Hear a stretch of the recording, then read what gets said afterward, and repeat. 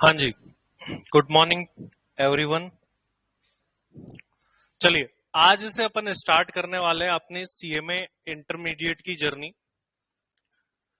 तो सबसे पहले तो अपन ये जान लेंगे कि भाई अपने को ये जो पढ़ना है सीएमए इंटरमीडिएट, ये क्या पैटर्न पर होगा, कैसा होगा। क्योंकि आप लोगों का जो सिलेबस होने वाला है वो ऑब्वियसली आपके अटेम्प्ट से जो है सिलेबस हो रहा है चेंज। तो जो सिलेबस आने वाला है वो होगा आपके लिए 2022। तो जो अपन को एज पर न्यू सिलेबस चीजें पढ़नी है उसके लिए अपन देखने वाले हैं कि उनमें क्या क्या चेंजेस आए। एज सच कोई मेजर चेंजेस नहीं आए। 2016 का सिलेबस और 2022 का सिलेबस जो है उसमें छोटे मोटे चेंजेस है, मेजर चेंजेस नहीं। लेकिन जो सबसे एक बड़ा मेजर चेंज हुआ है वो अपने ही सब्जेक्ट में हुआ है। वो क्या चेंज है देखो, उसके बारे में भी जानते हैं। पहले तो आप लोगों के नाम जान लूं मैं। कुछ के तो मुझे पता है, आपका तो रुचि है, पलक है, हर्षवर्धन, कमल।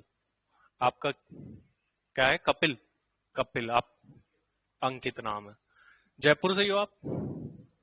दौसा से हो आप अलवर से हो, ठीक है। अभी सिलेबस 2022 जो है वो अपना इंट्रोड्यूस होने वाला है, ठीक है। सिलेबस 2022 का एज सच डिटेल कंटेंट नहीं आया है। डिटेल कंटेंट नहीं आया है। जब तक डिटेल कंटेंट नहीं आ जाता तब तक अपन कैसे पढ़ेंगे, पहले तो मैं बता दूं। तब तक अपन पढ़ेंगे स्लो। स्लो पढ़ना क्यों है कि भाई जब तक डिटेल कंटेंट नहीं आ जाता अपन जा नहीं सकते। पास्ट एक्सपीरियंसेस क्या कहते हैं, जैसे 2008 से 12 आया था, 12 से 16 आया था, अब 16 से 22 आ रहा है। वैसे 20 में आने वाला था बट ड्यू टू कोविड ये सिलेबस जो है 2 इयर्स लेट आया। अभी इस सिलेबस के अंदर होता क्या है, 2022 सिलेबस में एक सबसे बड़ा मेजर चेंज जो है, सबसे बड़ी हाईलाइट, वो है कि डायरेक्ट टैक्स इनडायरेक्ट टैक्स को एक कर दिया गया है। जो अभी तक दो सब्जेक्ट हुआ करते थे, डायरेक्ट टैक्स ग्रुप 1 में था, इनडायरेक्ट टैक्स ग्रुप 2 में था, लेकिन अब वो दोनों मिला करके एक हो गए हैं। सबसे बड़ा मेजर चेंज ये है। तो आपको ये ध्यान रखना है कि ये जो अपन सिलेबस 2022 पढ़ेंगे, तो अभी जो अपन पढ़ने वाले हैं, तो अब इसमें क्या क्या पढ़ने वाले हैं, इसमें अपन डायरेक्ट टैक्स भी पढ़ेंगे और इनडायरेक्ट टैक्स भी पढ़ेंगे। और अब ये one of the most toughest subject बन गया आपका एक तरीके। क्यों? क्योंकि डायरेक्ट टैक्स ही अपने आप में इतना हल्का नहीं है और ऊपर से उसमें इनडायरेक्ट टैक्स और आ गया है। लेकिन होपफुली होगा क्या कि इसका कंटेंट कम किया जाएगा, आई थिंक, क्योंकि डायरेक्ट टैक्स में ऑलरेडी बहुत सारा कंटेंट है। तो मोस्ट प्रोबेबली ये 50-50 या फिर 60-40 रहने वाला है इनका मार्किंग क्राइटेरिया, जो कि अभी डिटेल में आया नहीं है। तो मतलब डायरेक्ट टैक्स 60 का और इनडायरेक्ट टैक्स 40 का, या तो ये होगा या फिर 50-50 होगा दोनों का। तो ये आपके लिए एक मेजर चेंज है। सेकंड मेजर चेंज है कि आपके लिए अगर आप देखोगे तो कॉस्टिंग जो है, अभी ग्रुप 1 में जो है कॉस्टिंग है, ग्रुप 2 में कॉस्ट एफएम है। कॉस्ट एफएम मतलब 50 नंबर की कॉस्टिंग है, 50 नंबर की एफएम है ग्रुप 2 के अंदर। अभी मेजर चेंज यहां पर है सेकंड। जो कॉस्टिंग और एफएम अभी एक होते थे उनको अलग कर दिया। मतलब क्या हुआ कि इधर तो दोनों को एक कर दिया, इधर एक रिश्ता मिला दिया और एक इधर रिश्ता तोड़ दिया। अब कॉस्ट और एफएम अलग अलग हो गए, 100 नंबर के हो गए स्पेशली दोनों सब्जेक्ट अभी जो एज पर न्यू सिलेबस। हालांकि कॉस्टिंग जो है उसका नाम है मैनेजमेंट अकाउंटिंग। मैनेजमेंट अकाउंटिंग वैसे कॉस्टिंग ही होती है। अभी उसका डिटेल सिलेबस नहीं आया है, बट डिटेल सिलेबस आएगा तो भी क्या होता है, चैप्टर इधर का उधर होता है और उधर का इधर होता है। मतलब ग्रुप 1 का 2 में डाल देते हैं, 2 का 1 में डाल देते हैं, या शॉर्ट कर देते हैं, या फिर एक दो चैप्टर एक्स्ट्रा डाल देते हैं। लेकिन इस बार हम ये भी एक्सपेक्ट कर रहे हैं कि हो सकता है कि अगर CMA institute online exam inter final के लिए कंटिन्यू रखता है तो ये भी पॉसिबल है कि आपके वहां पर जो क्वेश्चन आस्किंग पैटर्न है और क्वेश्चन पैटर्न है वो चेंज किया जाए। और चेंज कैसे किया जाएगा, इसको मोर ज्यादा फोकस किया जाएगा एमसीक्यू बेस्ड पर या नॉलेज बेस्ड पर। आज आप देखोगे तो आज के अपने जो एजुकेशन सिस्टम चल रहा है, चाहे आप अकाउंटिंग ले लो, कॉस्टिंग ले लो, इनमें फॉर्मेट्स पर भी बहुत ज्यादा फोकस होता है। आपने अकाउंट्स में देखा होगा, फॉर्मेट बनाओ सही से, देन सॉल्व करो, ये चीजें होती है। बट जब ऑनलाइन एग्जाम आता है तो फॉर्मेट का सिग्निफिकेंस धीरे धीरे खत्म होने लगता है और नॉलेज का सिग्निफिकेंस ज्यादा होने लगता है। तो इसीलिए जो भी आपको चीजें पढ़नी है वो इन डेप्थ जाकर के पढ़नी पड़ेगी कंसेप्चुअली। और वो कंसेप्चुअली कहां से पढ़नी है, जो अपने स्टडी मैट इंस्टीट्यूट ने दिए हैं, जो बुक्स आपको यहां से मिलेगी, ये दो अपने रिसोर्सेज होंगे, इसके अलावा अपन को कुछ नहीं पढ़ना। हालांकि जो बुक्स आपको यहां से मिलेगी उसमें ऑलरेडी स्टडी मैट कवर्ड है, बट और भी कोई चेंजेस आते हैं तो वो उसमें इनकॉर्पोरेट हो जाएंगे, उन्हीं से अपन को पढ़ना है, इसके अलावा कहीं नहीं जाना। इसके अलावा आपको एक और बुक मिलेगी, that is MCQ book. MCQ book से भी जो है आपको पढ़ना है। एमसीक्यू बुक अब बहुत इंपॉर्टेंट हो जाती है। क्यों इंपॉर्टेंट हो जाती है? क्योंकि ऑनलाइन एग्जाम है, 20 मार्क्स के एमसीक्यू आ रहे हैं सीधे सीधे, फिर 20 मार्क्स के जो है शॉर्ट क्वेश्चन आ रहे हैं। तो इसीलिए ये देखो, ये जो 40 मार्क्स का है ना, इसको अपन अगर अच्छे से कवर कर लेते हैं तो अपने बहुत अच्छे नंबर आ सकते हैं। तो ये 40 मार्क्स कैसे कवर होंगे? जो पहले आते हैं, देखो मैं आपको पेपर पैटर्न बताता हूं, may be it may change, कोई ऐसा नहीं है कि ये फिक्स ही रहे, लेकिन अभी जो पेपर पैटर्न चल रहा है वो देखते हैं एक बार अपन। अभी जो पेपर पैटर्न है उसमें सबसे पहले आता है सेक्शन ए। सेक्शन ए में आते हैं मल्टीपल चॉइस क्वेश्चन, और ये होते हैं 20 मार्क्स के। 20 आते हैं, मतलब 1 मार्क ईच के अकॉर्डिंग होता है। वहीं ऑन दी अदर हैंड हम बात करें तो आता है फिर आपका सेक्शन बी। सेक्शन बी में आते हैं short question.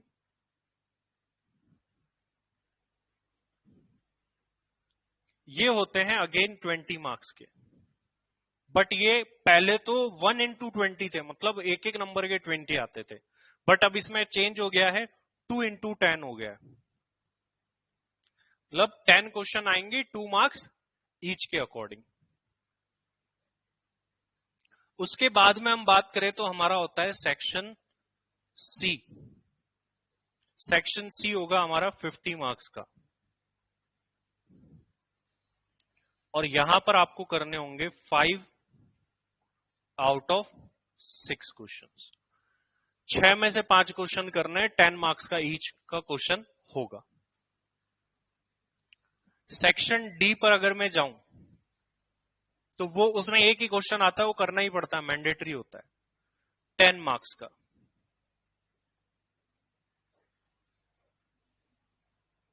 Case study based होता है।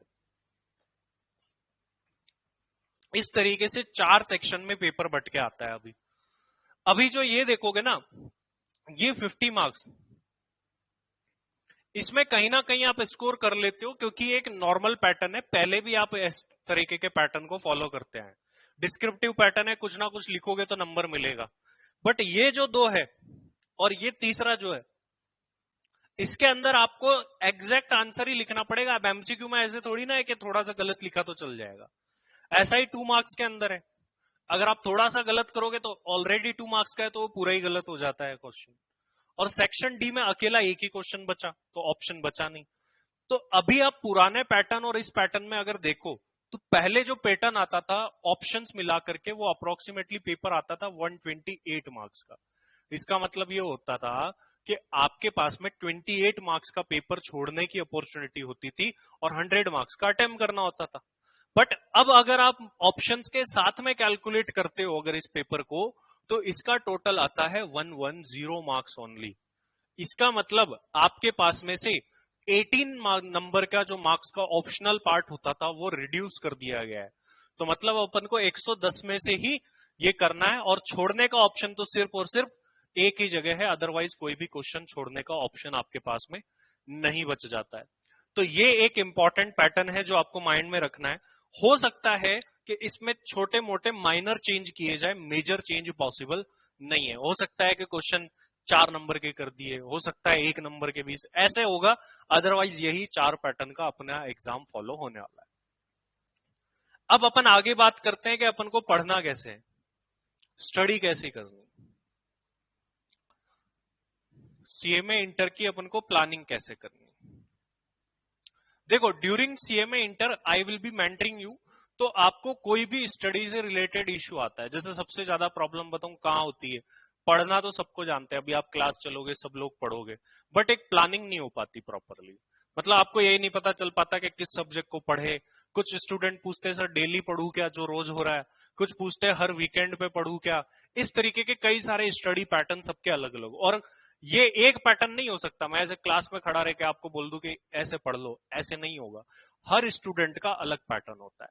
तो जिसका जो भी इश्यू होगा स्टडी से रिलेटेड वो मुझसे पर्सनली पूछ लेना, अपन उसको सेट कर लेंगे। लेकिन अभी उसके लिए 15 दिन अप्रॉक्स आपको रुकना पड़ेगा, तभी जाकर के कुछ सिग्निफिकेंट चीजें होगी, देन अपन बात करेंगे। तो ये स्टडी पैटर्न जो है ना वो आपका पहले फिक्स होना चाहिए। अब सीएमए इंटर के अंदर मैं बताऊं आपको दिक्कत कहां आती है।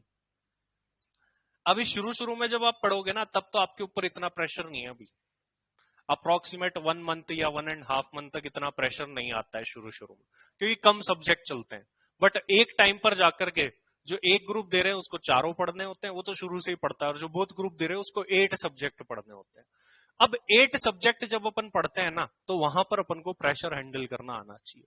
वो 3 महीने या 4 महीने का ऐसा एक स्लॉट होता है जिसके अंदर आपको वो प्रेशर हैंडल होना चाहिए।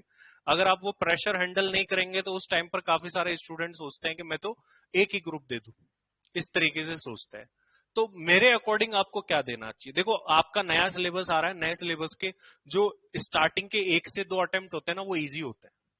तो आप यहां पर बोथ ग्रुप का ट्राई करके रैंक के लिए भी सोच सकते हैं जो अच्छे स्टूडेंट है, और जिसको लगता है कि नहीं यार अपना लिए तो पास ही बहुत है तो वो पास के लिए सोच सकते हैं, टारगेट कर सकते हैं। लेकिन रैंक के लिए जरूर से टारगेट करना चाहिए, और कोशिश करेंगे कि जितने भी बच्चे हैं उनमें से अपन रैंक जरूर लेकर के इस बार आए। आप रैंक के लिए जरूर से टारगेट रखना, और जिसको रैंक के बारे में पूछना है वो स्पेशली आप मुझसे अलग से बात कर सकते हैं। अब हम बात करते हैं कि स्टडी पैटर्न तो अपन को कैसा रखना है, वो 10-15 दिन बाद अपन डिस्कस करेंगे। अब अगला जो है कि एक होता है अपना रोल इसके अंदर टेस्ट का। अब अपन अगर इस टेस्ट को प्रॉपरली प्लान करके चलेंगे तो जो है आपका और भी अच्छा आगे जाकर के प्रिपरेशन होगी। टेस्ट कैसे कंडक्ट करे क्या हो, पहली चीज तो स्टूडेंट का उसके अंदर जो है रोल बहुत बड़ा है। मान लो टेस्ट लिए जाते हैं, उस दिन एब्सेंट हो जाते हैं, किसी के पेट में दर्द हो जाता है, किसी के अर्जेंट काम आ जाता है, ये नहीं चलेगा। इट मीन्स अगर टेस्ट हो रहा है तो आपको देना ही पड़ेगा, आपके पास में ऑप्शन नहीं होगा। ल्यू अपने पास में बहुत इनफ टाइम है अपने एग्जाम्स के लिए देखें तो अपन को आराम आराम से पढ़ना है। टेस्ट कैसे कंडक्ट करेंगे, जैसे ही कोई चैप्टर होगा, जस्ट फॉर एग्जाम्पल मैं आपको बेसिक्स पढ़ा रहा हूँ डायरेक्ट टेक्स्ट, तो जैसे ही बेसिक्स कंप्लीट होगा वैसे ही अपन टेस्ट लेंगे, और पैटर्न वही ऑनलाइन टेस्ट सीरीज का जैसा होता है, ऑनलाइन एग्जाम का पैटर्न होता है, उसी पर लेंगे। ठीक है, तो ये आपको ध्यान रखना है। और अगर मान लीजिए बाय चांस कोई टीचर टेस्ट नहीं ले रहा है, या फिर आप मुझे आकर के बोलेंगे, या फिर आप डायरेक्टली टीचर को बोलेंगे कि सर आप टेस्ट कंडक्ट करो, आपको खुद को आगे आना है टेस्ट देने के लिए, और आपका ही फायदा है एट द एंड इसमें। ठीक है, नुकसान कुछ भी नहीं। तो इस टेस्ट को अपन को प्लान करके चलना है। इसके बाद में जब ये दो चीजें हो जाएगी, एक तो अपनी रेगुलर स्टडी हो गई और एक टेस्ट हो गई रेगुलर, उसके बाद में आपका रोल आएगा मैराथन क्लासेस का। मैराथन क्लासेस जैसे आप लास्ट अटेम्प्ट में देखेंगे तो अप्रोक्सीमेट 35 मैराथन क्लासेस हुई थी सीएमए इंटरमीडिएट बोथ ग्रुप के लिए रिसेंटली। 35 मैराथन क्लासेस में अपन ने मेजर कोर्स कवर किया था जो रिसेंट लास्ट अटेम्प्ट गया उसके अंदर। ये मैराथन क्लासेस जो है आपकी ये कोर्स कंप्लीट होने के बाद होगी, एक तो फर्स्ट थिंग। सेकेंड थिंग इसके अंदर क्या होगा कि जैसे ही आपका कोई चैप्टर कंप्लीट होगा उसका भी मैराथन रिवीजन होगा। तो देखो अपन ने कितनी बार पढ़ लिया, एक बार तो अपन ने रेगुलर पढ़ लिया, उसके बाद में जैसे ही चैप्टर कंप्लीट हुआ तब उसका रिवीजन हो गया, और एक एंड में कोर्स कंप्लीशन के बाद। ये मैराथन रिवीजन क्यों जरूरी है, क्योंकि इसके बाद में स्टार्ट होती है टेस्ट सीरीज। तो इस टेस्ट सीरीज के लिए रेडी होने के लिए ये मैराथन रिवीजन आपको हेल्प करता है कि आप अगर ये मैराथन क्लासेस, क्योंकि आपके एक बार क्या होता है, देखो होता क्या है, मैं आपको अगर प्रैक्टिकल बात बताऊं तो धीरे धीरे धीरे धीरे मान लो आप अभी जो पढ़ोगे 2 महीने बाद आप उसे भूल चुके होंगे, याद रहेगा तो भी बड़ा ही कम याद रहेगा, धुंधला धुंधला याद रहेगा। तो अब होता क्या है कि देखो सबसे पहला ऑप्शन तो क्या होगा कि आपके ऐप के अंदर वो मैराथन क्लासेस होगी जो रेगुलर हर चैप्टर के बाद होगी। तो जो भी क्लास टेस्ट होने वाला है तो रेगुलर क्लास, फिर उसका मैराथन रिवीजन, फिर क्लास टेस्ट होगा। तो एक तो यहां पर आपने रिवीजन कर लिया, फिर एक मैराथन क्लासेस जो कोर्स कंप्लीशन के बाद होगी वहां पर कर लिया, और एक रेगुलर, मतलब 3 बार तो क्लास में होगा आपका। और 1 से 2 बार अगर आप कर ले तो फिर कोई भी दिक्कत नहीं है, आपको पास होने से कोई नहीं रोक सकता, इवन आप रैंक तक भी जा सकते हैं। लेकिन ये आपको सीरियसली फॉलो करना पड़ेगा। अभी कई स्टूडेंट क्या होते हैं शुरुआत के अंदर जो है वो थोड़े से लीनियंट होते हैं, यार कर लेंगे, अभी तो एग्जाम दिए हैं, ये करे हैं, वो आपको नहीं लेना है। आपको सीरियसली जो है इसको पढ़ना है।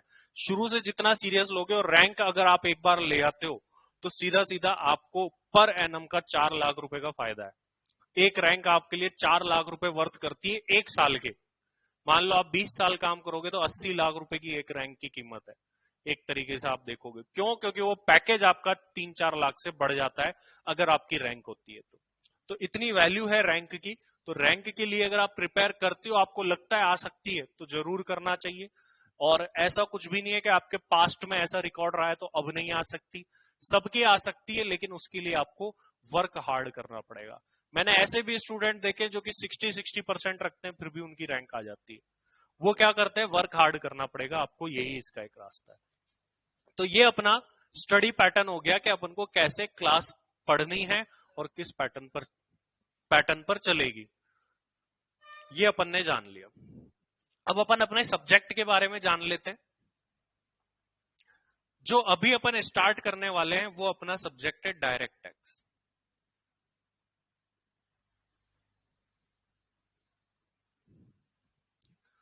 डायरेक्ट टैक्स अगर आप सब्जेक्ट देखोगे तो one of the longest subject है जिसका कोर्स सबसे लंबा होता है।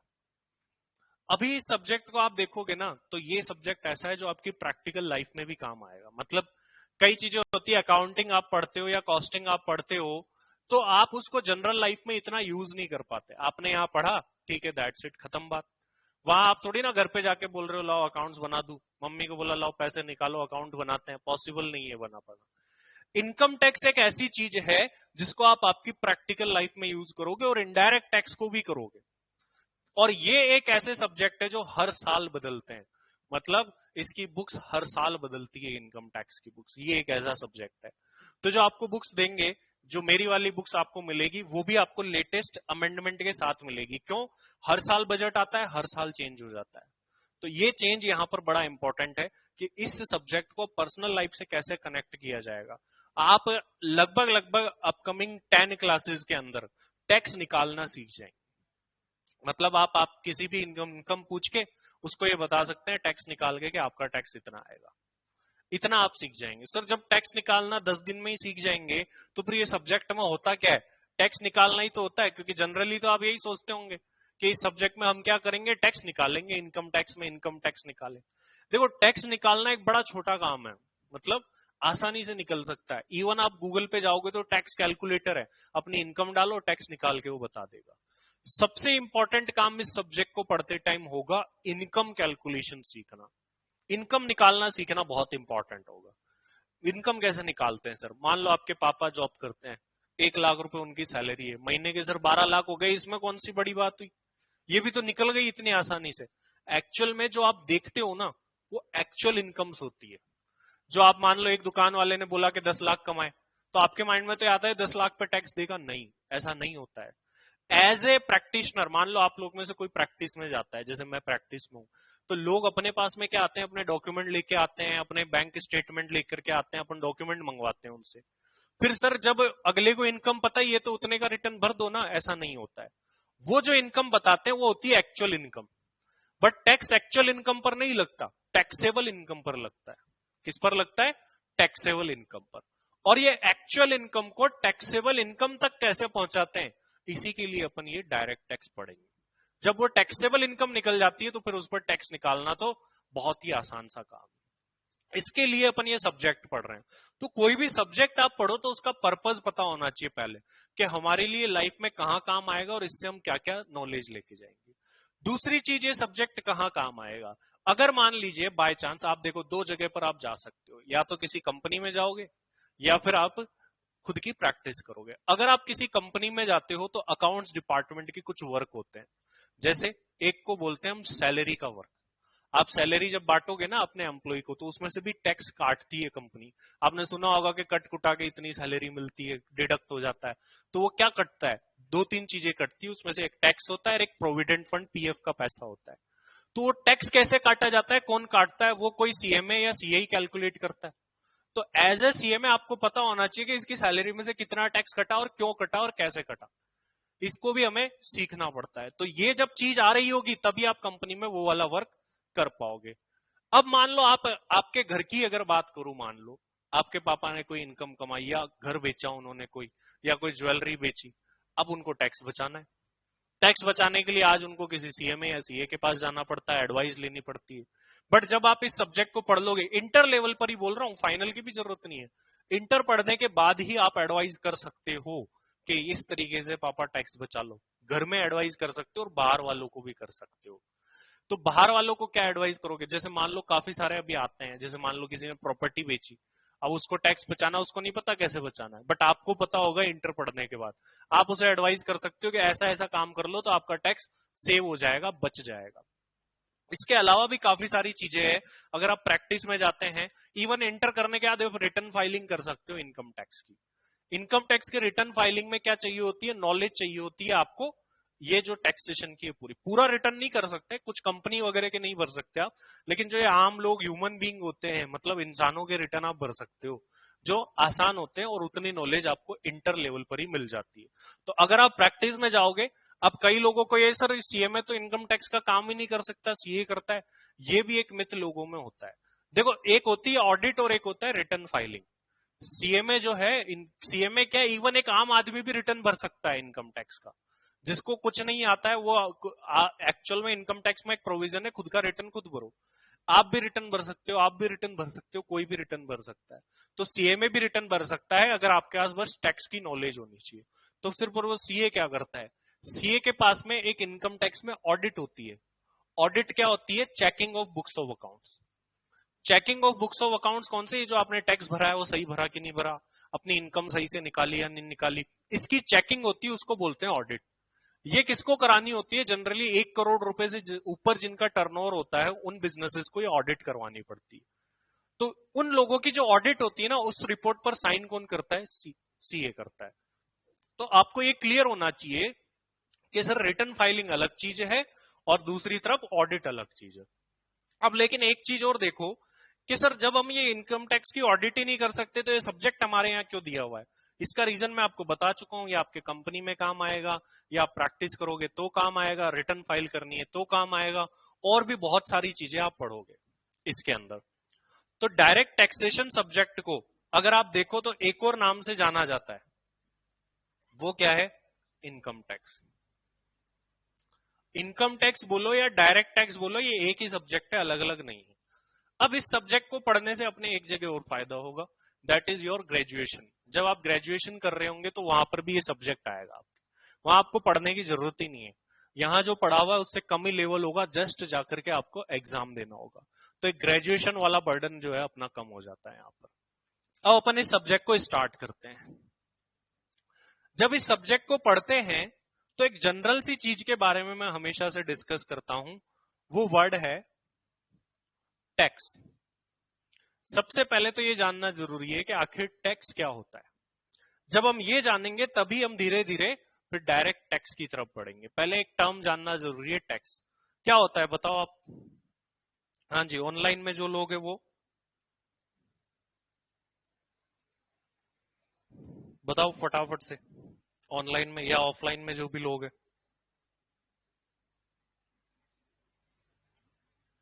क्या होता है टैक्स? नॉर्मल अपने अपनी लैंग्वेज में बताने की कोशिश करो कि टैक्स क्या होता है, क्या लगता है आपको, क्या नॉलेज है।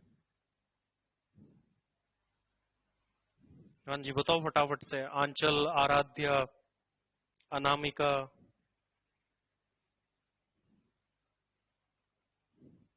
नेहा,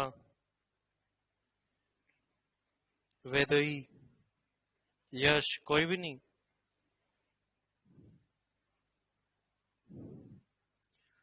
परी आप तो ऑफलाइन आओगे ना आराध्या? यस ठीक है, थोड़े दिन। Amount deducted from the income, Jatin का आंसर ये है। और क्या और सोचो। चलो आपको एक बात बताता हूं मैं, ये रियलिटी है, काफी लोग देखते नहीं है। आप सुबह उठने से लेकर के रात को सोने तक टैक्स ही देते रहते हो। सुबह उठने से लेकर के रात को सोने तक टैक्स देते हो आप हर चीज में। मतलब आप अगर आंखें बंद करो तो भी टैक्स है, खोलो तो भी टैक्स है, ऐसे हाथ फैलाओगे हवा में ऐसे देखोगे तो भी टैक्स है। ऐसे कहां है सर? आप देखो, टैक्सेस जो है वो दो टाइप के हैं, एक है डायरेक्ट टैक्स और एक है इनडायरेक्ट टैक्स। डायरेक्ट टैक्स किस पर देते हो? इनकम पर। आप देखो, आपके अपने देश का एक सिस्टम बताता हूं मैं, बहुत ही खतरनाक सिस्टम है जिस पर आपने सोचा नहीं होगा अभी तक। आप सोच के देखो, चलो एक एग्जांपल लेता हूं और मैं आपको एक बहुत ही खतरनाक सिस्टम अपनी कंट्री का बताता हूं। सपोज एक आदमी ने इनकम कमाई 10 लाख रुपए की। 10 लाख रुपए की इनकम कमाते ही वो इस पर क्या देगा? Income tax. लेट सपोज कि इसके ऊपर इनकम टैक्स बना 1,12,500 रुपए का। निकालो कितने रुपए बच गए उसके पास में? 1,12,500 रुपए का तो उसने टैक्स भर दिया। कितना? 87,500। ये इनकम उसके पास में बची। एक्चुअल में उसने इतने नहीं कमाए, उसके हाथ में तो इतने रुपए आए। अब इस रुपए से वो क्या क्या करेगा फटाफट बताओ? क्या क्या कर सकता है? नॉर्मल लाइफ की बात करो, क्या करेगा वो? क्या करेगा? जोर से बोलो थोड़ा। पहले ही सेविंग कर लेगा क्या? सबसे पहले तो वो घर की जरूरतें पूरी करेगा। मान लो वो गया जनरल स्टोर पर।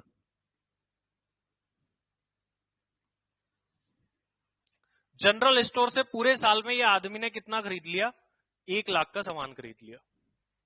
ठीक है, 1 लाख का तो खरीदेगा ऑब्वियसली पूरे साल में। तो 1 लाख के ऊपर भी क्या देगा वो? टैक्स।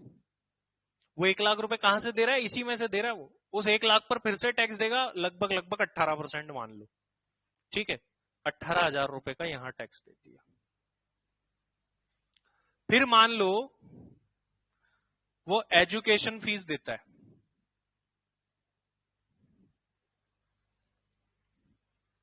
एजुकेशन फीस पर भी जीएसटी। आप जो फीस देते हो उसमें जीएसटी इंक्लूडेड होता है, तो उसके ऊपर और टैक्स, लगभग मान लो 18%। उसके अलावा अगर वो हॉस्पिटल में जाएगा तो भी टैक्स है, वहां पर और टैक्स देगा। इसके अलावा मान लो अगर वो कार खरीदने गया तो भी वहां पर भी टैक्स देगा।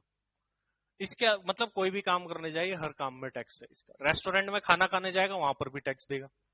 ठीक है, ये ट्रेन में जाके बैठे वहां पर भी टैक्स देगा, बस में जाके बैठे वहां पर भी टैक्स देगा, गाड़ी में पेट्रोल भरवाएगा वहां भी टैक्स देगा, फ्लाइट में उड़ने गया तो वहां पर भी टैक्स देगा। मतलब हर जगह ये टैक्स ही टैक्स देता रहेगा। आप देखो तो मतलब 10 लाख की इनकम में से 3 से 3.5 लाख रुपए तो इसके टैक्स में चले जाएंगे, घुमा घुमा करके। और इवन ये टैक्स उस इनकम में से दे रहा है जिस पर ऑलरेडी ये दे चुके हैं। तो इतना हर जगह जगह टैक्स मिलता है। अगर आप सुबह उठने से लेकर के देखो, मान लो ब्रश कर रहे हो, तो ब्रश भी जो खरीद के लाए उस पर भी आपने टैक्स दिया है, सुबह उठने से लेकर के। ठीक है, आप गाड़ी में आ रहे हो उस पर भी आपने टैक्स दिया है। आप पानी पीते हो तो भी उसका भी चार्ज लेती है गवर्नमेंट, वो भी एक तरीके का टैक्स है। और गाड़ी पे आते आते पुलिस ने पकड़ लिया रास्ते में, उसका भी टैक्स दो। ठीक है, वो भी अपने आप में एक टैक्स ही। अब मतलब आप जहां जहां जाओगे वहां वहां आपको टैक्स ही मिलेगा हर तरीके से। तो आप ये देखो, हर तरफ अपना टैक्स है, बट हमको पता नहीं चलता। किसी ना किसी मोड में, किसी ना किसी तरीके से जो है हमारे से टैक्स सरकार जो है लेती रहती है। तो ये जो है, ये वाला टैक्स तो अपन पढ़ेंगे इनकम टैक्स में। और ये जो बाकी चीजें हैं ये कहां आएगी? इनडायरेक्ट टैक्स में। गुड्स और सर्विसेज पर जो टैक्स लगता है उसको क्या बोलते हैं? हम इनडायरेक्ट टैक्स बोलते हैं। इनडायरेक्ट टैक्स में दो चीजें हैं अपनी, एक तो है जीएसटी जिसको हम गुड्स एंड सर्विस टैक्स बोलते हैं, और एक कस्टम्स भी है जो इंपोर्ट एक्सपोर्ट पर लगता है। आई थिंक कस्टम्स को हटा दिया जाएगा न्यू सिलेबस के अंदर, जो इनडायरेक्ट टैक्स आएगा उसमें, क्योंकि डायरेक्ट इनडायरेक्ट टैक्स एक हो गए। तो होपफुली अभी तो इनडायरेक्ट टैक्स में जीएसटी और कस्टम्स दो दो है, लेकिन होपफुली हटा करके अब क्या कर दिया जाएगा कि अभी जो है कस्टम्स को ओनली फाइनल में, अभी कस्टम इंटर में भी है, फाइनल में भी हो सकता है, अभी कोई कंफर्मेशन नहीं है कि कस्टम्स को इंटर से हटा दे और ओनली किस में कर दे? फाइनल में कर दे। यह आपके लिए थोड़ा सा वहां से सिलेबस कम हो सकता है। ओवरऑल आपके लिए बताऊं तो सिलेबस थोड़ा सा बढ़ेगा और थोड़ा सा कम होगा। हम बात कर रहे थे हमारी टैक्स के बारे में, टैक्स क्या होता है। तो देखो, अगर मैं इसको डिफाइन करूं तो कैसे डिफाइन किया गया टैक्स को? बोला गया कि tax is a compulsory extortion of money under any law और स्टेट्यूट। देखो, कुछ चीजें निकल करके आती है, ध्यान से समझिएगा कि यहां पर क्या बोला गया। Tax is a compulsory extortion of money under any law और स्टेट्यूट। अब देखिए इसमें कुछ बातें निकल करके आती है, अगर हम देखें तो अगर मैं इसको अलग करूं तो इसके अंदर क्या क्या बातें निकल करके आई। पहली बात, टैक्स क्या है? Compulsory extortion. किस चीज का? मनी का, अंडर एनी लॉ। ये तीन चीजें निकल करके आई। तो मैं अगर इनको अलग अलग करूं तो मेरी जो पहली बात इस डेफिनेशन से निकल करके आई है वो क्या है? ये क्या है? टैक्स क्या है? Compulsory extortion. सेकंड थिंग क्या है? किस चीज का? मनी का। थर्ड क्या है? Under any law. अभी देखो इसको अगर अपन देखें अलग अलग करके तो इस बात का मतलब निकलता है टैक्स वह पैसा है जो कि आपसे कंपल्सरीली लिया जाता है। ऐसा नहीं है कि यार मैं तो नहीं दे रहा, अभी बाद में ले लेना। ऐसे नहीं हो सकता सरकार के साथ, आपको देना ही देना पड़ेगा। तो इसीलिए यहां पर बोला गया पहली बात, टैक्स क्या होती है? कंपल्सरी एक्सटोर्शन होता है, जो कि आपसे जबरदस्ती लिया जाता है। खुश होकर कोई देता है कि हाँ आओ आओ टैक्स ले लो? कोई नहीं देता, कंपल्सरीली जबरदस्ती देना ही पड़ता है। ठीक है। ऑफ मनी, मनी के फॉर्म में ही देना है। कल को मैं बोलूं यार पैसे नहीं है, एक काम करो सरकार ये घड़ी खोल लो मेरी, ये रख लो, नहीं है पॉसिबल। ठीक है। मान लो कल को मैं रोड पे जा रहा हूं, ठीक है, अभी 2-4 दिन पहले आया, मैं चालान काट दिया पुलिस वालों ने, ठीक है, इधर ही पास में। अभी मैं उनको बोल रहा हूँ सर पैसे नहीं है मेरे पास, तो बोले लाने पड़ेंगे। और आजकल तो नए नए सिस्टम और चला दी, बोलो सर कार्ड स्वाइप कर दो, लाओ सर पेटीएम कर दो, फोन पे कर दो। मैंने कहा घड़ी वड़ी रख लो, कोई काम नहीं आ रही। बोले नहीं नहीं नहीं चाहिए हमको घड़ी। मतलब मनी के फॉर्म में ही चाहिए, ऐसे नहीं चलेगा। मतलब आप इनकम टैक्स भर रहे हो तो ऐसे नहीं बोल सकते यार पैसे तो नहीं है, एक काम करो ये सोने की अंगूठी रख लो मेरी। नहीं है, आपको मनी के फॉर्म में ही इसे देना पड़ेगा। तीसरी बात क्या है? अंडर एनी लॉ, कानून के अंतर्गत। आज कोई भी चीज सरकार आपसे लेती है, कोई भी चीज वॉट एवर, आपसे टैक्स का पैसा ले रही है, इनकम टैक्स, इनडायरेक्ट टैक्स का पैसा ले रही है, आपसे लाइट के चार्जेस ले रही है, पानी के चार्जेस ले रही है, जितने भी चालान कटते हैं, चाहे आपके रोड के चालान हो, शॉप गलत जगह लगाने के चालान हो, ये गाड़ी अलग गलत जगह खड़ी कर देते हो उसको उठा के ले जाते हैं उसका चालान हो, ये सब जो भी पैसे गवर्नमेंट ले रही है सबके लिए कानून बना हुआ है, लॉ। लॉ बना हुआ नहीं हो तो आप दोगे क्या? आप ही नहीं दोगे। बोले कहां लिखा है? आप ऐसे पूछोगे, मान लो रेड लाइट तोड़ने पर जुर्माना नहीं है तो आप दोगे ही नहीं, और रोज तोड़ोगे भी, बोले लेट हो रहे थे क्लास के लिए इसलिए तोड़ दिया। तो आप दोगे भी नहीं और वो मांग भी नहीं सकते। तो इसीलिए हर एक चीज के लिए जो भी टैक्स अपन देते हैं सबके लिए क्या बना हुआ है? कानून बना हुआ है, हर एक चीज का लॉ बना हुआ आपको मिलेगा। तो ये तीन बातें निकल करके आती है। जब ये तीन बातें पूरी होती है, आप इसको नोट भी कर लीजिए, इसकी हेडिंग डाल लेना, व्हाट इज टैक्स। ये पहली चीज है डायरेक्ट टैक्स में जो आपको नोट करनी है, बाकी तो हमारी समझने की थी। ये पहली चीज है जो अपन को नोट करनी है।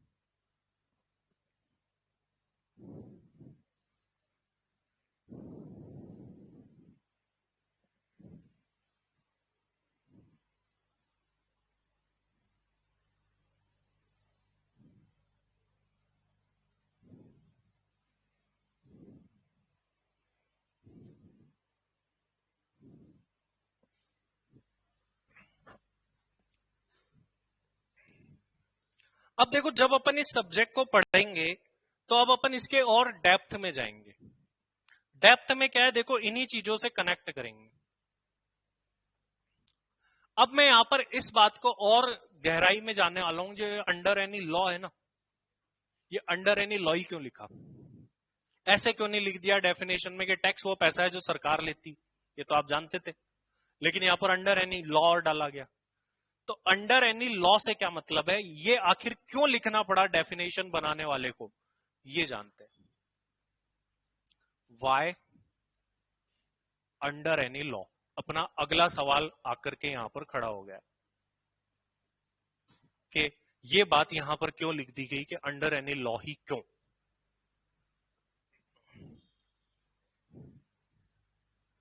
इसका जवाब देखते हैं। पहले आप समझना ध्यान से इस बात को।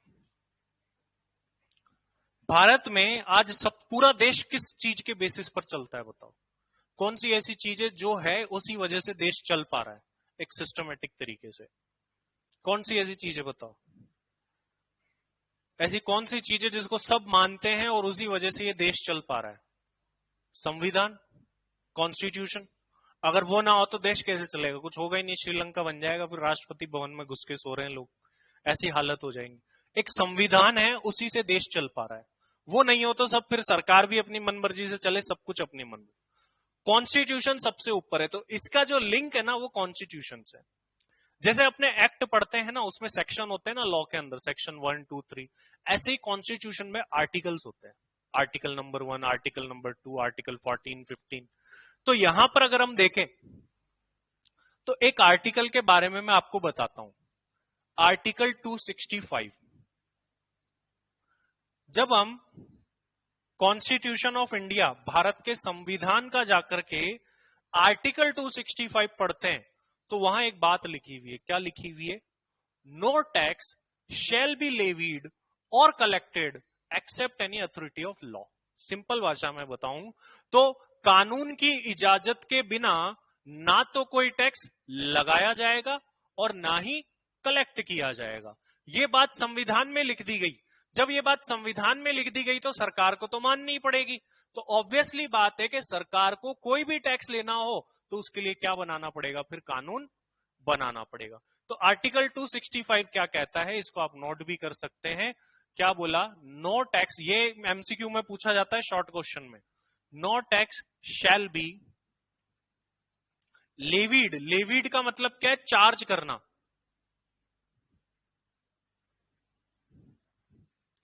और कलेक्टेड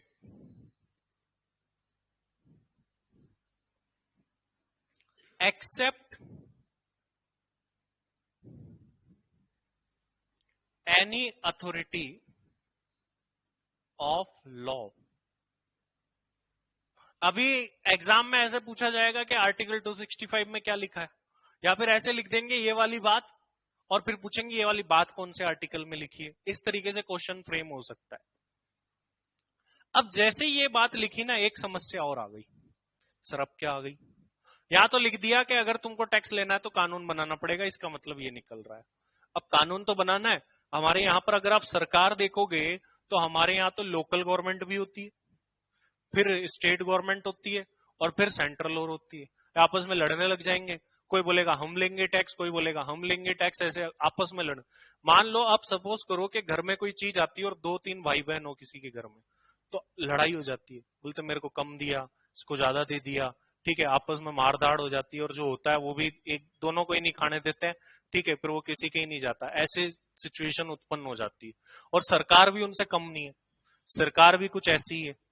तो एक सवाल यहां पर और खड़ा हुआ, बोला अगर हम ये बात समझ गए कि अगर आपको टैक्स लेना है तो कानून बनाना पड़ेगा, लेकिन ये कानून कौन बनाएगा? ये बहुत बड़ी समस्या है। तो जब भीमराव अंबेडकर जी ने हमारा संविधान बनाया तो उन्होंने इस बात के लिए भी अश्योरेंस दी और इनमें लड़ाई झगड़ा ना हो इसके लिए भी कोई व्यवस्था करी। तो हमारा जो सवाल हमारे मन में आया है वो ये आया है, हु विल मेक लॉ? आखिर कानून बनाएगा कौन? सवाल ये आ गया है। तो ऑब्वियस सी बात है, कानून तो सरकार ही बनाएगी सर, लेकिन सरकार में भी कौन बनाएगा? इसका जवाब हमको मिलता है फिर से संविधान के आर्टिकल नंबर 246 में जाकर के। जब कॉन्स्टिट्यूशन ऑफ इंडिया का आर्टिकल 246 जाकर के हम पढ़ेंगे तब हमको इस बात का जवाब भी मिल जाएगा। ये लड़ाई झगड़े ना हो सरकार के बीच में, इन्होंने क्या करा, आर्टिकल 246 में 3 लिस्ट बनाई।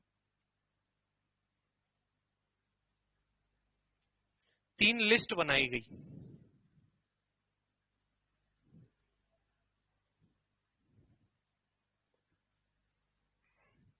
एक लिस्ट का नाम है यूनियन लिस्ट, एक का नाम है स्टेट लिस्ट और एक का नाम है कॉन्करेंट लिस्ट। फर्स्ट लिस्ट है हमारी, लड़ाई झगड़ा ना हो उसके लिए बनाई गई यूनियन लिस्ट। ये क्या बनाई गई, क्यों बनाई गई, इसके बारे में भी जानते हैं। Second state list and third concurrent list.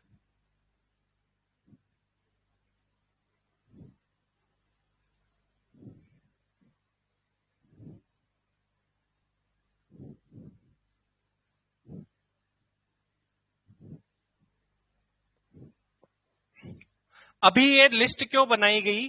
सरकार के बीच में पावर बांटने के लिए। ये जो 3 लिस्ट्स बनाई गई है, ये सरकार के बीच में लड़ाई झगड़ा ना हो और उनकी पावर बढ़ जाए, इसके लिए। सबसे पहली लिस्ट की अगर हम बात करें तो वो है यूनियन लिस्ट। यूनियन लिस्ट में बहुत सारी पावर्स है, one by one. Union list में जिस जिस पावर का नाम आ रहा है उस चीज से रिलेटेड लॉ बनाएगी सेंट्रल गवर्नमेंट। सेंट्रल गवर्नमेंट के पास गई वो वाली पावर। अब मान लो किसी भी टैक्स का नाम इस लिस्ट में है, तो उस टैक्स से रिलेटेड लॉ कौन बनाएगा? सेंट्रल गवर्नमेंट बनाएगी। जैसे जो हम इनकम टैक्स पढ़ रहे हैं ना, इनकम टैक्स से रिलेटेड पावर किसके पास है? इनकम टैक्स इसमें आता है यूनियन लिस्ट में। इसका मतलब पावर किसके पास हो गई? Central government. मतलब इनकम टैक्स से रिलेटेड लॉ एंड ऑल कौन बनाता है?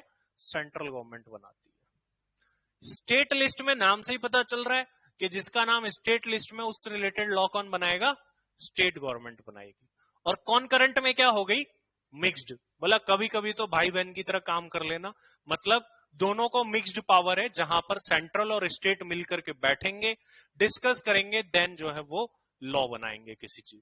तो यूनियन लिस्ट में एक्सक्लूसिव पावर है सेंट्रल गवर्नमेंट की, स्टेट लिस्ट में एक्सक्लूसिव पावर है स्टेट गवर्नमेंट की, एंड कॉन्करेंट लिस्ट में दोनों की मिक्स्ड पावर है। लिखिए इसके अंदर मैं जो बता रहा हूं यूनियन लिस्ट में। सबसे पहले यूनियन लिस्ट के अंदर लिखिए, this list contains such powers regarding that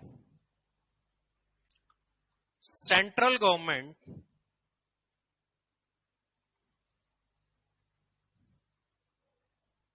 will make law.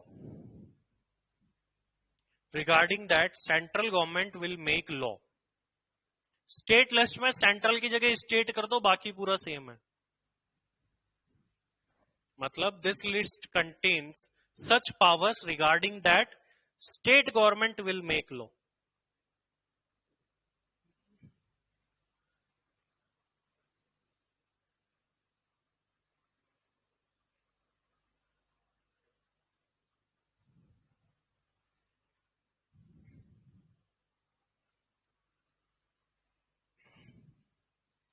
Concurrent में लिखो,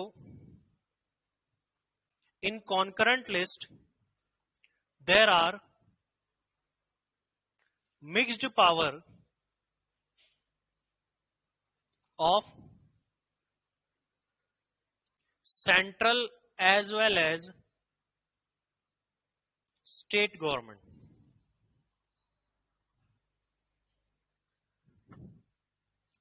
ये 3 लिस्ट हो गई। और हमारा जो डायरेक्ट टैक्स है, अभी ये जो बात अपन पढ़ रहे हैं ना, ये टैक्स पढ़ रहे हैं। मतलब ये बात चाहे आप इनकम टैक्स पढ़ लो या इनडायरेक्ट टैक्स पढ़ लो, दोनों के लिए कॉमन बातें हैं ये। अभी धीरे धीरे हम बाइफरकेट हो जाएंगे ओनली डायरेक्ट टैक्स की तरफ। अभी अपन टैक्स के बारे में जान रहे हैं। Mixed power of central and state government concurrent list में। अभी मेरा ये सवाल है कि इनकम टैक्स कौन सी लिस्ट में मिलेगा? बताओ फटाफट से बताओ, इनकम टैक्स कौन सी लिस्ट में? यूनियन लिस्ट में, जिसको अपन डायरेक्ट टैक्स भी बोलते। यूनियन लिस्ट में भी सर कहां होगा? यूनियन लिस्ट में तो बहुत सारी एंट्रीज है, एंट्री नंबर 1 2 3 4 करके, तो उसमें भी किसी ना किसी नंबर पे तो आता ही होगा, तो वो भी जानते हैं। यूनियन लिस्ट की जब अपन एंट्री नंबर 82 पर पहुंचते हैं, 82 नंबर की एंट्री पर, तो वहां एक बात लिखी हुई, क्या लिखा हुआ है? Taxes on income other than agriculture income, जिसका मतलब है इनकम टैक्स। अभी एक लाइन और बोली मैंने, अदर देन, उसके बारे में बात करूंगा। अभी मतलब सिंपल सी भाषा में समझो तो यूनियन लिस्ट के अंदर जब एंट्री नंबर 82 पर पहुंचते हैं, तो वहां पर लिखा हुआ है क्या? Taxes on income other than agriculture income. तो अगर आपसे कोई पूछे कि सर इनकम टैक्स लगाने की पावर कहां पर है, तो आप क्या बोलोगे?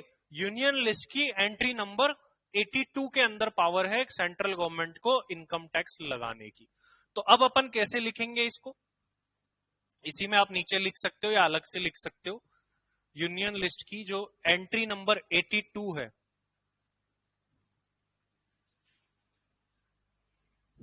वहां लिखा हुआ है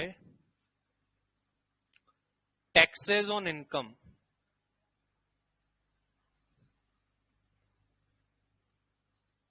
अदर देन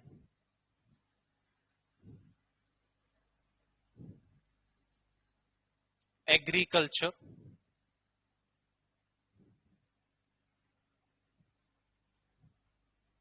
इनकम।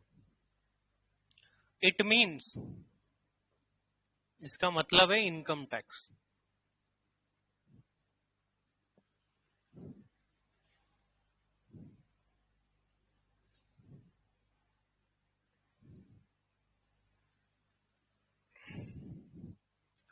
तो एंट्री नंबर 82 जो है यूनियन लिस्ट की, वहां से इनकम टैक्स की पावर है। तो धीरे धीरे अब देखो अपन इनकम टैक्स की तरफ बढ़ रहे हैं। यहां तक की बातें टैक्स के बारे में थी, अब अपन धीरे धीरे इनकम टैक्स पर आ। अब यहां पर एक सवाल आ गया, देखो यहां पर क्या लिखा है, अदर देन एग्रीकल्चर इनकम, मतलब जो खेती बाड़ी से इनकम होती है, कृषि आय जिसको हिंदी में बोलते हैं, उसको अलग कर दिया गया है यहां पर।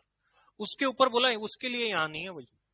तो अब क्या करें, ये सवाल उठता है कि सर एग्रीकल्चर इनकम पर इसका मतलब सेंट्रल गवर्नमेंट टैक्स नहीं लगा सकती, क्योंकि यहां लिखा हुआ है other than agriculture income. Yes, तो फिर सर सेंट्रल एग्रीकल्चर इनकम पर टैक्स कौन लगाएगा? उसकी पावर एक्चुअल में स्टेट गवर्नमेंट को दी हुई है। इसका मतलब एग्रीकल्चर इनकम पर टैक्स लगाने की पावर कहां मिलेगी? स्टेट लिस्ट में। लेकिन वैसे मैं आपको बता दूं कि एग्रीकल्चर इनकम पर टैक्स ही नहीं लगता, आगे अपन ये भी पढ़ेंगे। पावर है, नहीं लगाई अगले ने, ठीक है, पावर ही तो दे रखी है, अगला ना लगाए तो ना लगाए, उसकी कोई जबरदस्ती थोड़ी ना। तो स्टेट लिस्ट का अगर हम एंट्री नंबर 46 जाकर के पढ़ते हैं, तो वहां पर हमें मिलता है टैक्सेस ऑन एग्रीकल्चर इनकम। यहां से एमसीक्यू बनेगा, ध्यान रखना, काफी बार बना है।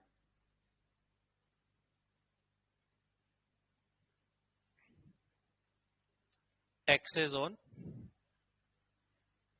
Agriculture income.